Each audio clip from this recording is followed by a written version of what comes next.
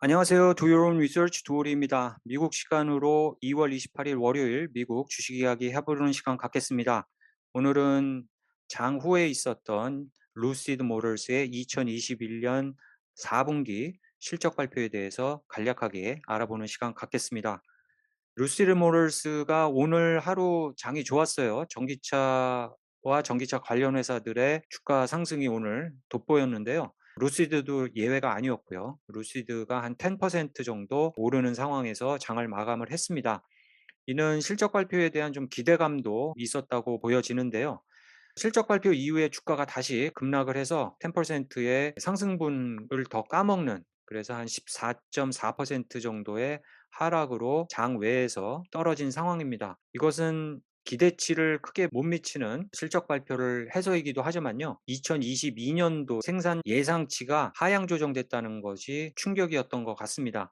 레비뉴 같은 경우도 한 60 빌리언 정도로 잡았는데 거기에 반도 못 미치는 한 26 밀리언 달러 정도의 레비뉴를 기록을 했고요. EPS 같은 경우도 기대치에 못 미치는 상황을 보여줘서 주가가 많이 흘러내린 것 같습니다. 말씀드렸듯이 기대치도 기대치지만 앞으로 2022년도에 예상 생산량도 하향 조정됐기 때문에 주가가 더 크게 충격을 받은 것 같고요. 앞으로 단기적으로 봤을 때는 3개월 후에 2022년도 1분기 실적 발표가 나오기 전까지는 루시드 모터스의 주가가 그렇게 크게 반등할 수 있는 모멘텀이 없지 않을까 하는, 2022년도 1분기에 2022년도의 생산량이 얼마나 빠른 속도로 증가하는지를 확인을 해야 주가가 다시 반등할 수 있는 모멘텀을 받을 수 있지 않을까, 그렇게 예상을 하는 분위기입니다. 그래서 내일도 좀 봐야 될 것 같아요. 루시드 모터스의 주가가 어떻게 진행되는지도 봐야 되지만 지금 상황에서는 그렇게 좀 포지티브하게 흘러갈 것 같지 않은 그런 상황 같습니다. 루시드 모터스가 오늘 내놓은 재무제표를 보면요. 25,000대의 프리오더를 받았다. 이는 상당히 또 늘어난 프리오더 숫자죠. 그래서 1.4 빌리언 달러 상당의 지금 오더를 받아놓고 있는 상황입니다. 그리고 작년에는 125대가 딜리버리가 됐고요. 올해 들어서 2개월 동안 300대가 딜리버리가 됐습니다. 그래서 토탈 한 425대 딜리버리가 됐고요. 그리고 2022년도에는 한 2만 대 정도 예상을 했었는데 12,000대에서 14,000대, 최대 14,000대 정도를 딜리버리 할 거라고 예상치를 낮춰서 발표를 했습니다. 이게 좀 컸던 것 같아요. 근데 계산을 좀 해보시면 올해 2달 동안 한 300대를 딜리버리를 했어요. 생산량이 계속 배가 돼서 더 늘어난다 하더라도 12,000대를 1년 동안 생산을 해서 딜리버리를 하려면 분기별로 적어도 3,000대씩은 딜리버리를 해야 되는데 1분기에 3달이기 때문에 올해 2달 동안 300대를 생산을 했는데 그렇게 되면 매달 1,000대씩은 만들어내야 된다는 얘기가 나오는데 이것이 가능할까도 좀 의문입니다. 그리고 앞으로 아리조나의 생산 시설이 계속 확충될 전망이고요. 사우디아라비아의 전 세계 유럽과 아시아로 딜리버리될 자동차의 생산 시설이 앞으로 지어질 것이다. 짧게는 1년, 길게는 2, 3년을 봐야 생산의 밑그림이 보여질 것으로 기대가 되고 있기 때문에 아직은 좀 먼 얘기다라고 말씀드릴 수 있겠습니다.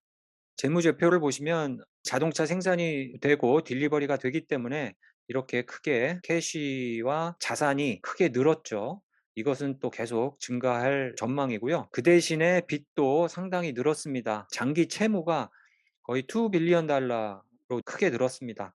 2020년도는 스펙을 통해서 주식 상장을 했고요. 상당히 많은 자금을 확보한 상태였습니다. 그래서 빚을 질 필요가 없었죠. 그럼에도 불구하고 그것을 다 소진을 하고 또 다른 2 빌리언 달러의 채무를 진 상황이고요.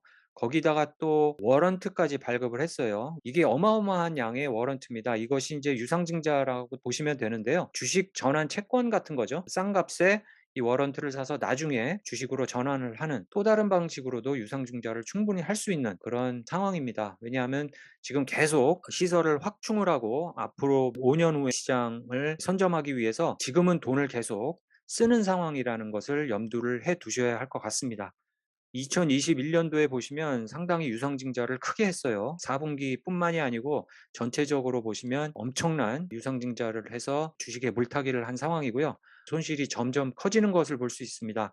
이 손실의 커지는 속도뿐만이 아니고 이 손실이 어느 정도 감소하면서 다시 플러스로 되느냐, 그것을 보는 것이 관건인데요. 그것이 플러스로 되는 시점은 아직 몇 년이 걸릴 것으로 예상이 됩니다. 하지만 이 손실의 양이 어느 정도 감소하는 추세를 보는 것이 상당히 앞으로 중요할 것 같습니다.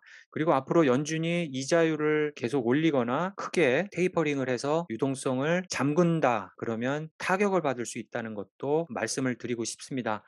롱텀으로 투자하신 분들, 떨어져도 상관없다시는 분들은 모르겠지만 지금은 좀 약간 불안한 시기다라고 저는 개인적으로 생각을 해봅니다. 보시면 여러 가지로 이 회사는 돈이 계속 들어가는 상황이고요. 스탁 베이스 컴펜세이션도 상당히 많이 이루어진 것을 볼 수 있죠. 551 밀리언 달러의 스탁 베이스 컴펜세이션이 있었습니다. 2021년 토탈 해서요. 이런 것은 아무래도 개인 투자자 입장으로서는 좀 눈살을 찌푸리게 하는 그런 수치인 것 같습니다.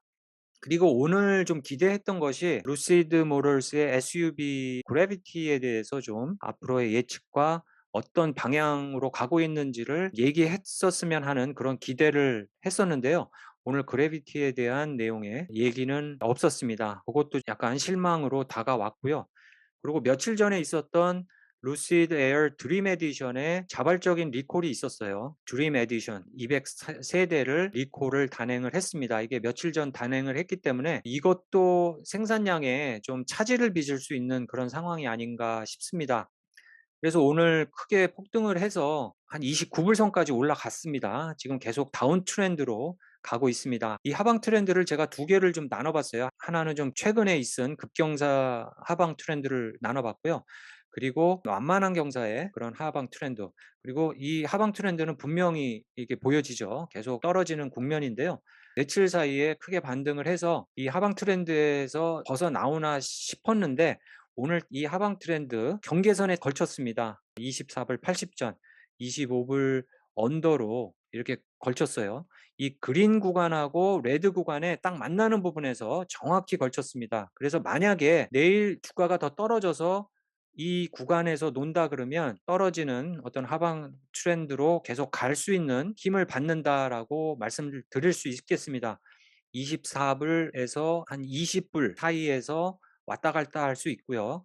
이 구간을 뛰쳐넘어야지 25불 선을 뚫고 나와야 어느 정도 상승 모멘텀이 생긴다. 그리고 27불을 넘어서 29불 50전을 뚫어야지 그 다음 33불에 갈 수 있다라고 보여집니다. 그래서 제일 중요한 것은 25불 선을 뚫느냐 아니면은 못 뚫고 내려가느냐가 내일 관건이겠는데요. 제 개인적인 생각으로는 단기적으로는 좀 힘들지 않겠느냐라고 보여집니다. 제 개인적인 생각입니다. 그렇지만 이 구간만 벗어나서 어느 정도 주가가 좀 버텨준다고 하면 충분히 단기간에 28불 선까지도 다시 바라볼 수 있는 그런 상황이 생기겠습니다. 만약에 새로 진입하시는 분들은 만약에 좀 앞으로의 약세장을 보신다면 한 20불 정도까지도 기다려 볼 수 있는 상황이 오지 않을까 그렇게 생각을 하고요. 그래서 지금 루시드의 주가 트렌드는 하락선임에는 분명합니다. 그래서 내일 주목해서 볼 것이 이 구간에서 얼만큼 주가를 버텨주느냐 그것을 보는 것이 중요할 것 같습니다. 단기적으로 봤을 땐 변동성이 좀 크겠다라고 생각을 합니다. 여러분들 생각은 어떠십니까? 여러분들 고견 기다리면서 오늘 방송 마치겠습니다. 감사합니다.